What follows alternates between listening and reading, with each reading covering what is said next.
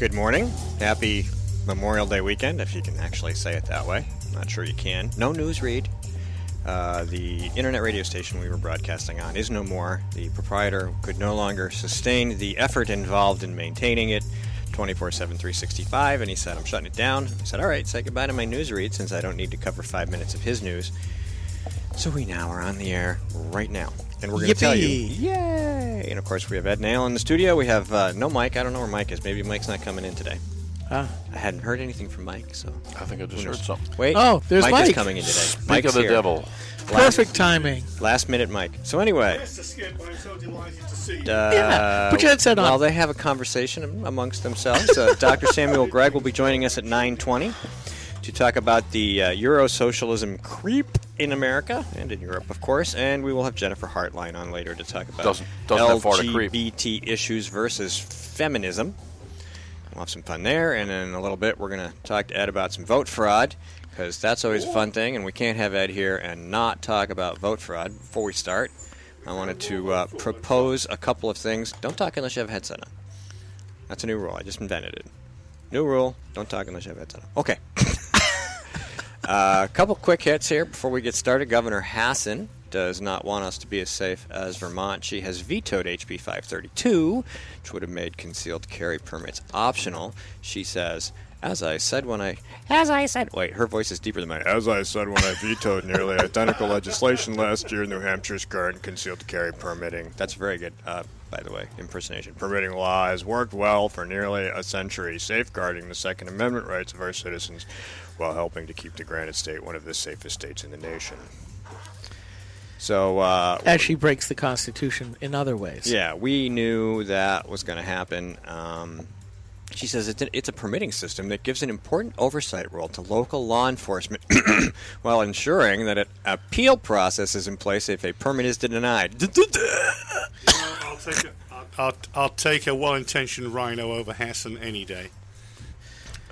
I'll take a conservative for preference, but I'll take the best we can get. I mean, all we have to do is point to somebody like Michelle Lavelle, who had her permit denied just because she wouldn't fill out the state-approved form in a way other than state-approved fashion by her local police chief. Her chief wanted extras, and she said, I don't need to give you the extras, and he said, well, I don't need to give you the permit. Yeah. So that's basically how which that has made out. it into a May-issue state, which breaks everything of law and Constitution. Do we know what the status of that is? Is she going to sue his bastard ass, or is that she did. She brought him to court, and the judge was not happy with the police chief and immediately turned around and said, "You will issue, not even shall. You will issue this." Which town? Oh, what town is it? Mike, move your mic. Londonderry. Move your mic. Derry? There you go. Let's try that. I don't remember where it was. Yeah, it's down south, maybe Salem. But here's the deal. The problem with Governor Hassan just saying that, there's an appeal process. No, you got to sue the town, which is going to take time and money just to get something that you should have had in the first place. Yeah, and then when you go to court, there's always the risk that the judge is going to go the wrong way. Right, or continue it and continue it and continue it. As they always do. Right, and you get courts go the wrong way, you get a precedent set, and all of a sudden your constitutional rights been usurped by layers of stare decisis. Right. Yes. And it's that whole, she's basically inviting an opportunity for her lawyer buddies to make money defending people who shouldn't even have to go to court in the first place. Right. I mean, I think the bill was correct. Not that you wouldn't do that pro se necessarily, but you could do a pro se. It's pretty simple. You're in the courtroom, and every time you walk in a courtroom in New Hampshire, something could go the other somebody way. who has a political agenda. Right, and we know how corrupt this state is, and we'll be learning more about that as we go because, God, some fun things have happened. But we're going to get to those in a second. The next quick hit, Landmark Rockingham Park in Salem, New Hampshire will close for good on August 31st. General Manager Ed Callahan said Friday the roughly 200 employees currently working at the park will be laid off. So far as I know, he said. Rockingham Park, which ended live horse racing in 2010, ultimately fell victim to Massachusetts gambling competition. This is the shot. Yep. Yeah, and the inability to keep up with demand. Proponents have pinned the blame on state legislators who, they say, have repeatedly thwarted efforts to establish a casino at the park. Now, a little further down, It talks about a guy named Joe Faro who owns Tuscan Kitchen, who's already bought 50 acres and is developing it. So there's another 120 acres at Rockingham Park, right on 28. Right on 28. Prime real estate. Property. Prime commercial property. They could make a tax bloody fortune off that land if they just developed it, more than they're going to make from Rockingham Park. Right. More than they're going to make from a casino. In other words, the economics work, the marketplace works, and the land will find its most efficient use. Correct. Wah, we didn't get a casino. Wah. The marketplace is working in Atlantic City, isn't it? Yep, it is. Yes, it is. Maybe it'll just be a seaside resort one day with cheaper vacations. Yeah. It's what I love about that piece of New Jersey is this town right nearby that I refer to as Sea Dirt. It's actually Seagirt, New Jersey. Part of New Jersey's a place of wondrous names and strange places. Yes. Sort of like if you go out to Lancaster County where the Amish live, in some of the towns like Intercourse and a few other oddball names. Birmingham. Yeah, the Democrats like to hang out in Unity, New Hampshire, is that? Yeah, well, they love that PR kind of deal. Yeah, they do. So, the next one... They should be hanging out in Amityville. Yeah, you're absolutely right.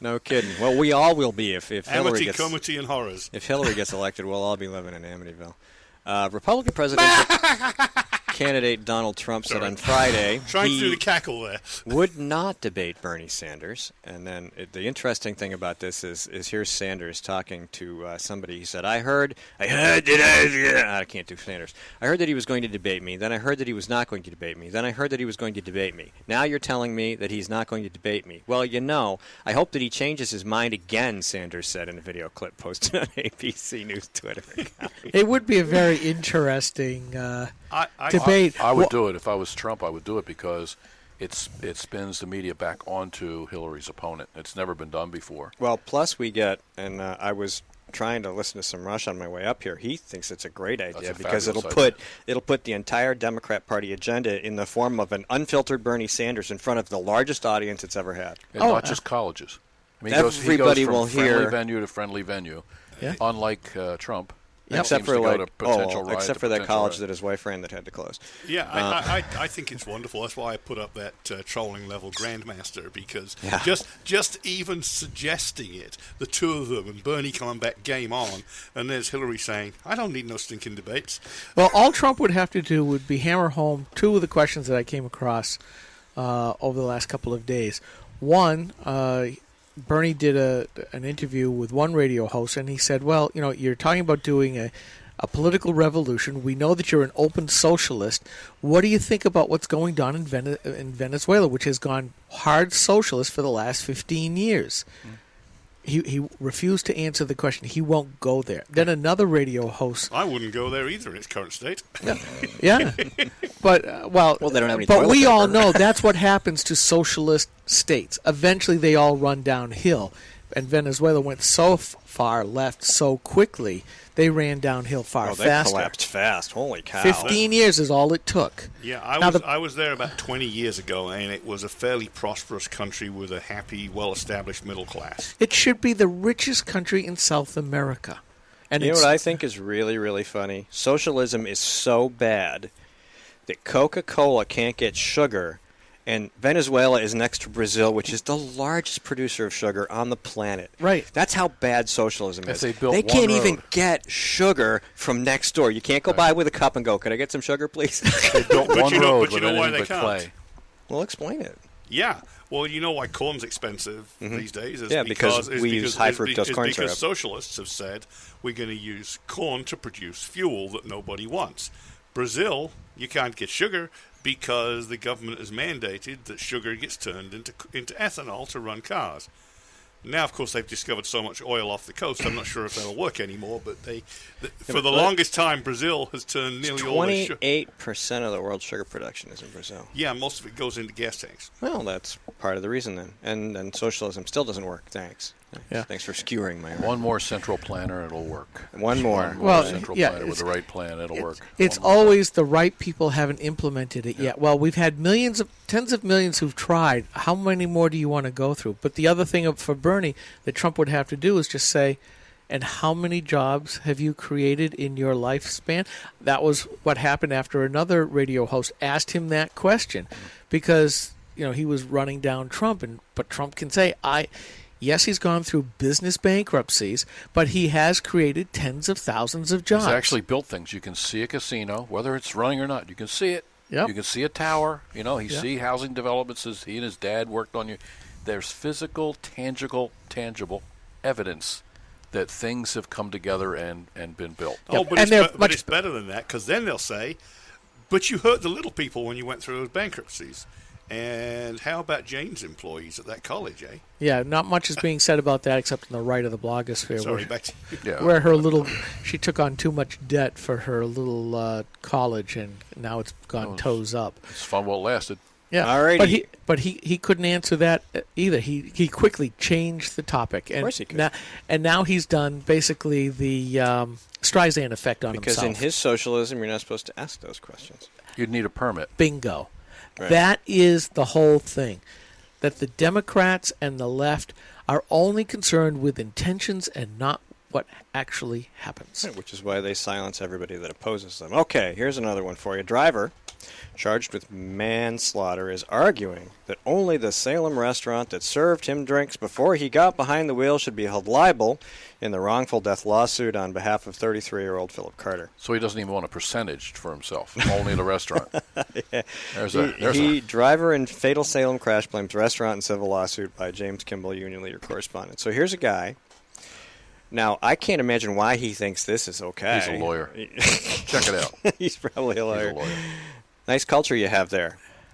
Well, that's exactly what the left has given us, a culture without self-responsibility. It used to be, there used to be some oomph behind the phrase, man up. Oh, did I just say something sexist? Did I say something masochistic? The problem was there was no trigger warning. But you've got to refer to the person as they, or maybe just zit. Zit. Hey, zit. He, she, z, zit. Yeah. Well, if you have a business in New York City now, yes. and if you don't use what you're told to use by the person on the other side, you're liable for a $250,000 fine.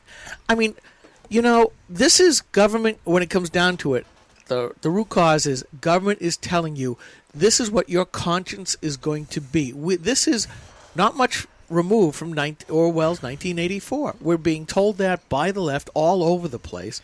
Put a little sign in the window that says, "We call everybody bitch." See, now, I couldn't do that because I don't use that kind of language. I could use doofus, though. But that's not a good thing to call your customers. But just don't go to So New I York should City. be offended when the lady in the drive-thru at Dunkin' Donuts called me honey? No. You really... I mean, this... No, you shouldn't, I know. It's getting absurd. Isn't it? I mean, I'm waiting for the leftist PC police because I'm going to start using more behind the skirt and, hiding behind the skirt. Oh, you know what I should have said to her? I'm sorry, I prefer if you call me sugar bottom. You are warped. Yeah, but it'd be funny. They'd be like, what? Because they probably don't even realize they call everybody honey, Because some people just do that. Hey, honey. They just, here you go, honey. But how many people do get in trouble for just calling somebody dearie? I mean, whether it's a man to a woman or a woman to a man. It's like, I'm not offended. It's these micro, nanometer, thin skin stupids. It's a burning urge to control somebody else. Yeah. That's the only way to do it. That is it. And this is where Trump is winning admiration, even if people don't always actually like him, because he doesn't give a damn. He goes doesn't there. give an inch either. He put out that ad about Juanita Broaddrick and Bill Clinton and Willie, Catherine and Willie. Catherine. And over Bill smoking a cigar and then finishing with Hillary's cackle. Yeah. And he moves 11 points. And then And then he's on TV and he's talking stuff and conspiracy theories, and he says, Vince Foster's death is kind of fishy, don't you think? Yeah, I love that. Throw it right out there. There's a whole bunch of those. There isn't a Republican consultant on earth that would tell him to do that. No, they That's won't. why they lose, and they lose, and they lose, and they lose. And then at the rally in Albuquerque, or as Rush called Albuquerque, on was it Tuesday or Wednesday night, he refers to the high cheekboned liar as Pocahontas. Pocahontas. He called her. He called her both, actually. Yeah. And some woman journalist, you couldn't hear it on the recording, but some woman journalist jumped up and yelled, "You can't do that." He did it like 5 more times. And he immediately said, "That's what she is, Pocahontas." It's a whole new way of doing business like we used to. You get punched, you punch back, and yeah. So Well, people are. So thank you for the feminization of America. Yeah, exactly. Man up. I still worry a little bit about his ultimate intentions, but by God, is he teaching the Democrats some lessons? It's fun. Okay, here's your feel good near the end of the segment piece from Barbara Goldberg, Barbar. B-A-R-B-A-R, Goldberg, Reuters. Dr. Henry Heimlich, the 96-year-old Cincinnati surgeon credited with inventing the life-saving technique named for him, used it for the first time this week to save a fellow senior center resident who was choking on a hamburger, a center spokesman said on Friday. Heimlich, who in multiple national television appearances has demonstrated the technique commonly known as the Heimlich maneuver to dislodge food from an airway, had never employed it in an emergency, said spokesman Ken Paley. But on Monday, Heimlich was sitting at a communal dining table at Cincinnati's Dupree House, an upscale senior living center where he lives, and noticed fellow resident Patty Riss, 87, in distress while eating an open-faced hamburger. Yeah. An open-faced hamburger. At 96 Dangerous. years old, he saved this lady's life. That was a Heimlich maneuver. It was a Heimlich yeah. Heimlich squared. I saw one in action at a lobster luncheon or something we had one time. It was a picnic, and they cook lobsters. There's a lady sitting across from us, Mrs. Heath, and she must have been 80-something. And she's choking, and the firemen are coming over. Firemen are hitting this. There's a doctor there, and finally, he didn't want to. Mm-hmm. He's a pretty big guy. He gets up and he goes over and he grabs her. And the firemen were trying to Heimlich maneuver, but not hurt her. Yeah, you don't break a rib and cage. The bottom of a lobster claw shot out of her. It was like this big. It went right out. She went right back to eating. We all sat down. We finished up. Yeah. Well, look at it this way. Just another day. Yeah. Do you want a cracked rib, or do you want to just stop breathing? Yeah, it's one of those. I don't think any of those firemen ever did it. So it's one of those deals when the doctor finally got up and waddled over. Yeah, well, he must have been going. Well, quick, the WTF moment of the day, Professor. If you read to your kids, you're unfairly disadvantaging others because they don't. You're not supposed to give your youngster? I mean, I've got my 6-month-old grandson at home. We're reading to him already. Does that make us bad grandparents? This is how this works. These are millennials, right? And millennials think that when someone else has something that they don't have or can do something they can't do, it's not fair. Correct. And they think that anyone has abilities, that's luck. So there's like two things. It either winds up with not fair or luck. It's so... Marxist culturalism. Yeah, let's sit down and read to the kids. That doesn't compute. It's either I have a brilliant child, or I'm lucky. You know what luck is? It's simply opportunity that you've trained yourself to recognize and then to be able to take advantage of. That's all luck is. And one more luck is thing. what you make it. Luck is the number. Luck is the lady tonight. Luck is almost 100% dependent on how many friends you have. Look, the luckiest things that ever happen to you is usually because it's some friend. That's another part. Has a lot to do with it. If you're an insular person, you don't know a lot of people. It's hard to be lucky, but you have to be prepared for it. Yep. All right, we have to call Dr. Samuel Gregg. You guys all hang on. We'll take a little break here, and Skip can start dialing, and we will be right back. Rock